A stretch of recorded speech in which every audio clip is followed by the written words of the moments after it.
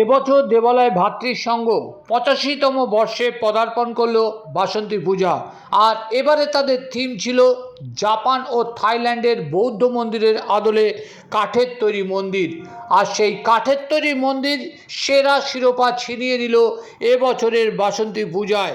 দেখুন সেই ছবি। এখানে মূলত এই সম্মান স্মারক তুলে দেবেন এবং অভিজ্ঞান পত্র তুলে দেবেন আমাদের প্রিয় প্রশাসক জনাব ফাহিম আলম সাহেব। আর আমি একটু অনুরোধ করবো, আর একটা অনুরোধ আছে, বিডিও সাহেবের সঙ্গে যারা প্রধান কর্মকর্তা তারাও যদি একটু হাত ছুঁয়ে দেন, এই সেরা সত্যি আরো সেরা হয়ে ওঠে। অনন্য মুহূর্ত, এর সবাই মিলে এই ছবি অনেক কাল ধরে জাগ্রত থাকুক উদ্যোক্তাদের অন্তরে, মানুষের অন্তরে, দেগঙ্গাবাসীদের অন্তরে, বেড়াচাপাবাসীদের অন্তরে।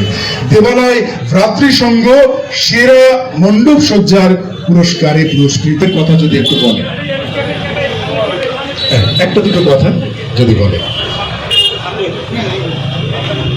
এই উদ্যোগকে সাধুবাদ জানাই দেওয়াঙ্গা পুলিশ প্রশাসন এবং দেওয়াঙ্গা পঞ্চায়েত সমিতি। এর পরবর্তীতে যদি আরও ভালো করে উদ্যোগ নেয়, আগে জানায়, আরও আমরা খুশি হব। এবং বিশেষ করে দেওয়াঙ্গা পুলিশ প্রশাসন এবং দেওয়াঙ্গা পঞ্চায়েত সমিতি এবং আনিসুর রহমান বিদেশকে আমাদের ক্লাবের পক্ষ থেকে আন্তরিক শুভেচ্ছা, প্রীতি এবং বিজয়া দশমী ভালোবাসা রইল।